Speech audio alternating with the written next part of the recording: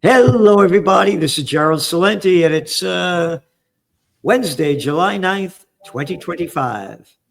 And we're very, very fortunate and privileged to have with us a man of men.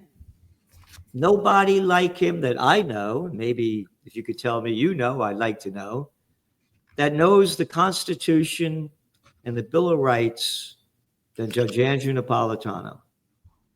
And each week he writes articles. This one's coming out tomorrow.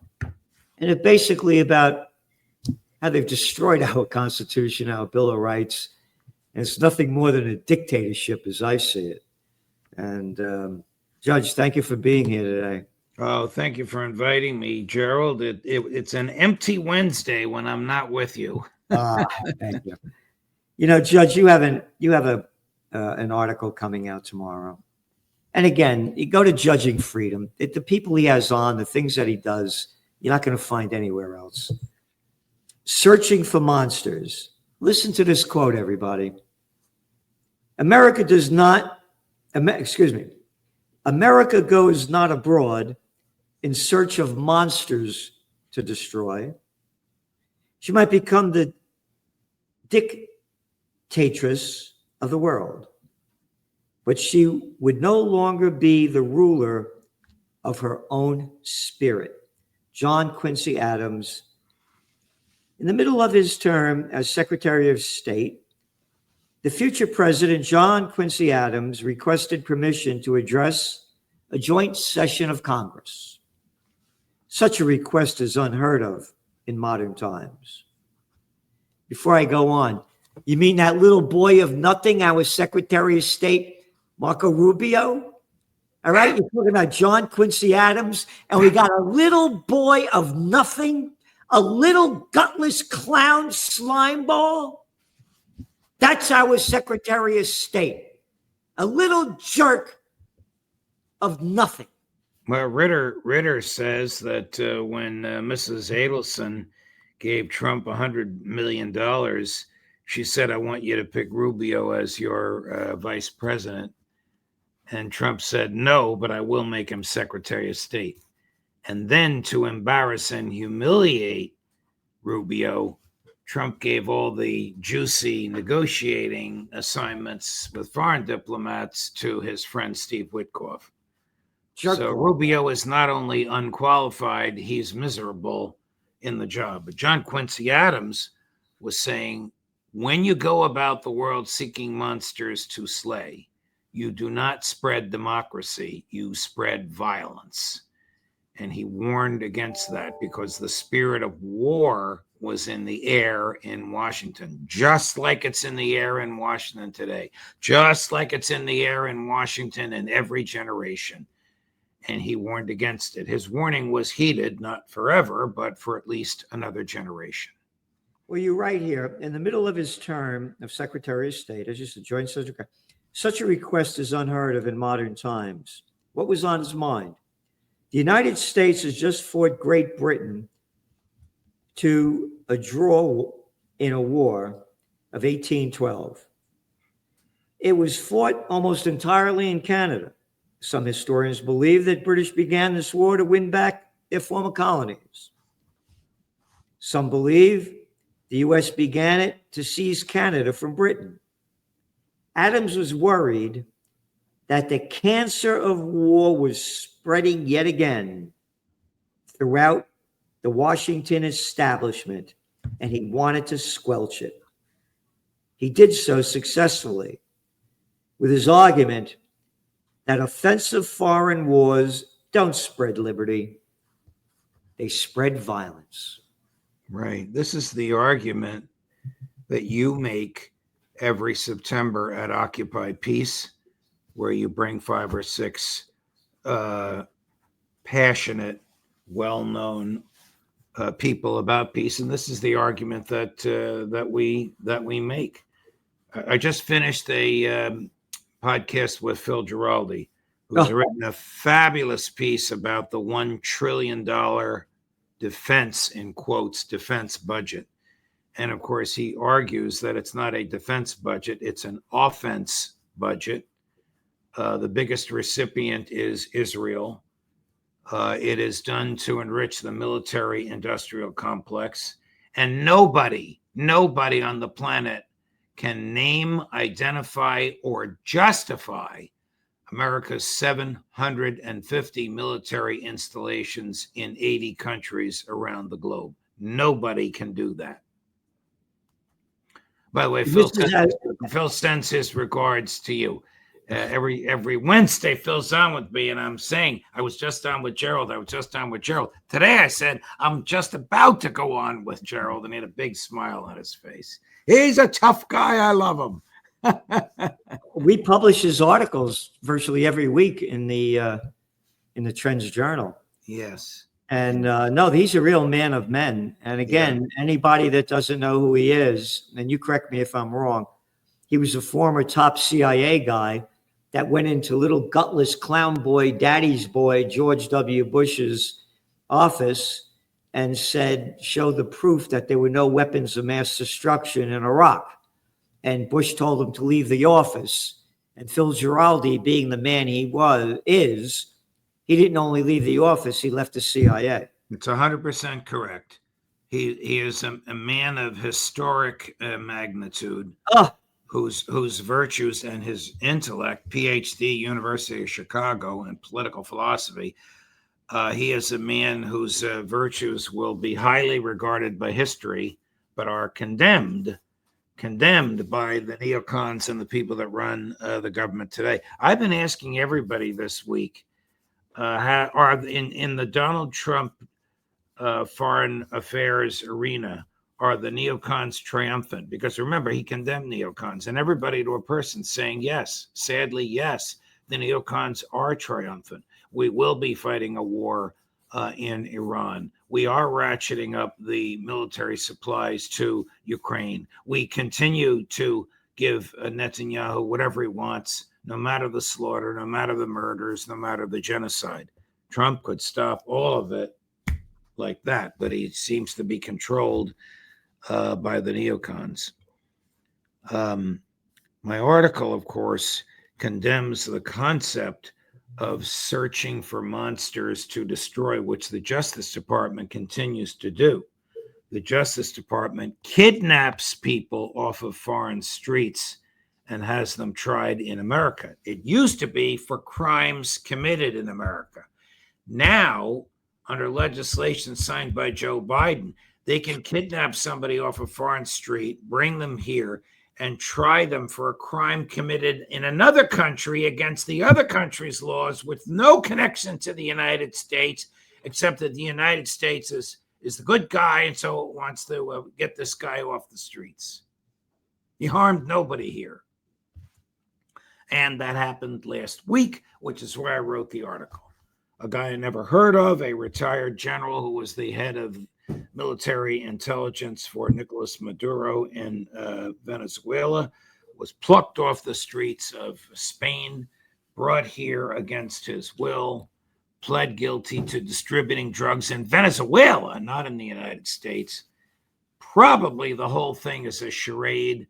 They will use him to provide evidence, true or untrue, who knows, against Maduro, whom they hate, because they want to go about the world looking for monsters to slay. Oh, you remember Trump wanted to overthrow Maduro. Remember he brought in that little clown boy, Guaido? Yeah. Yes, exactly. Exactly. And remember how all of Europe said that Guaido was actually the president? Right, and Trump's people said it as well. They eventually realized that it was an absurd statement. Remember when they tried to invade Venezuela from Colombia? Yep. Remember all of that. Yep. And all of this is part of the same mentality. The DOJ kidnapping people off the street because they committed a crime in another country has nothing to do with the U.S. It's part of the same mentality of sending troops to tell other people how to live.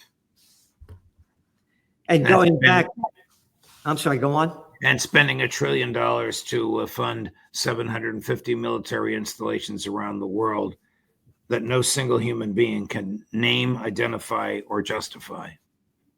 And as you said, Israel gets a load of the dough. Each year, we, the plantation workers of Slavelandia, send Israel about $4 billion a year. Right? That does not count the 13 billion the Congress authorized and Biden signed into law, which is still flowing there in military equipment.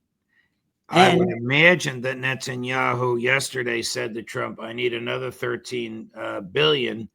He actually needs about $1 trillion. Funny how we throw these numbers around. Because the damage done to Israel in retaliation to Netanyahu's unlawful attack on Iran. Iran's attack was lawful. Retaliation is lawful. The initial attack was unlawful under international law. But Iran's retaliation was far greater than anything the Israelis expected. Israel is a mess right now. 1/3 of Tel Aviv is in ashes because the Iranians, I wish they hadn't given up the war, but they did when Trump asked them to. The Iranians fought back harder than the Israelis ever anticipated. You know, I know a guy that went to Israel the day before. He was going there for a wedding, and he's Israeli.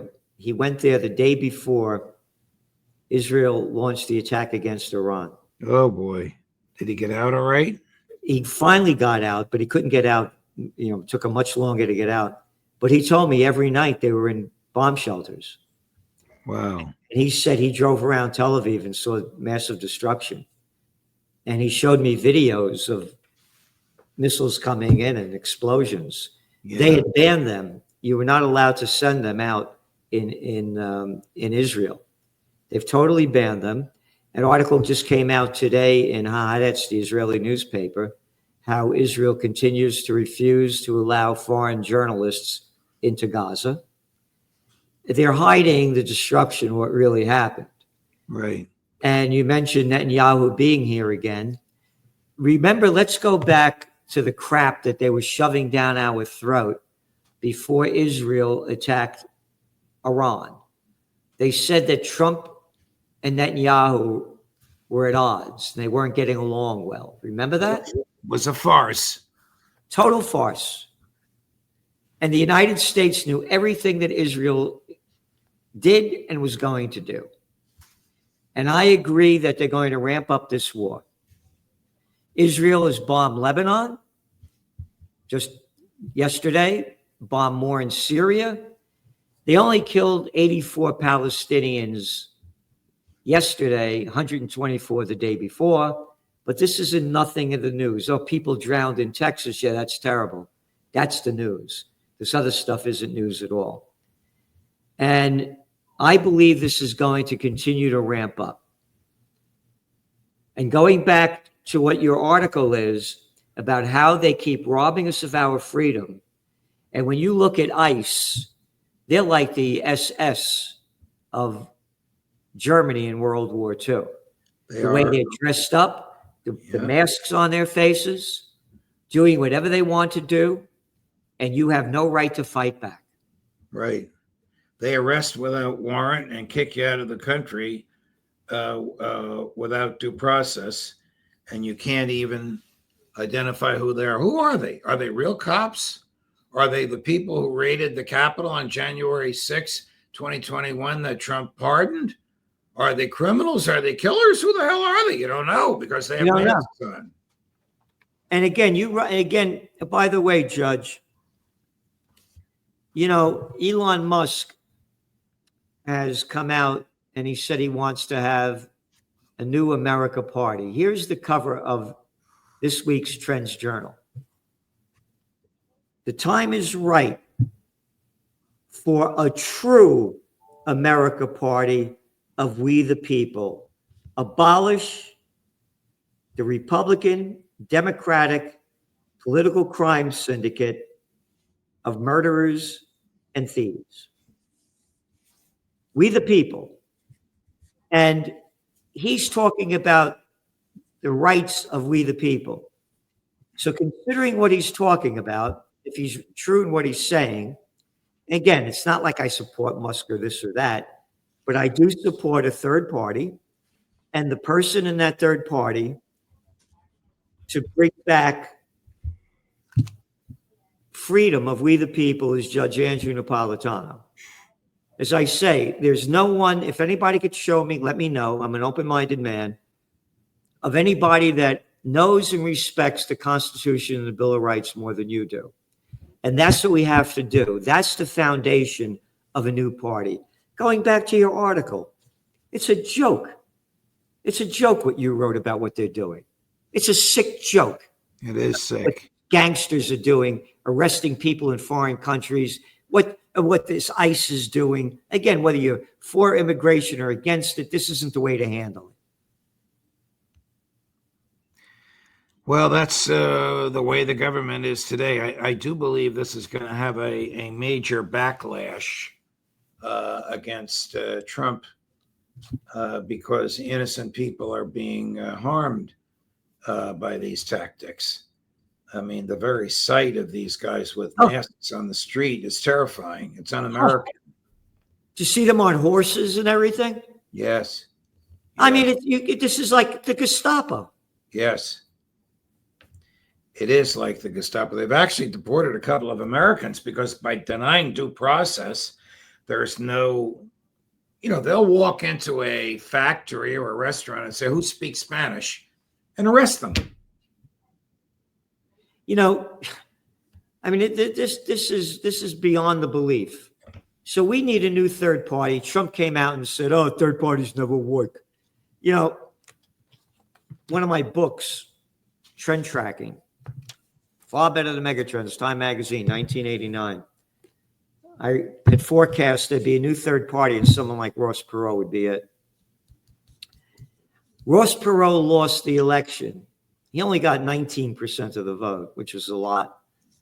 And I was in Dallas with John Connolly, who was the governor of Texas at one time, and then former Treasury Secretary. This is 2 weeks before the election. Pat Goodell, who was Jimmy Carter's top pollster, that was the pollster for Perot. Perot was skyrocketing. Rama Fox, that was Larry King's girlfriend. It was John J. Hooker, the guy that got Perot on with Larry King when he announced he was going to run for president. He was skyrocketing in the polls. We're up in Connolly's. This is 2 weeks before the election, up in his suite. And Ross Perot is being interviewed, I think it was by Leslie Stahl on 60 Minutes.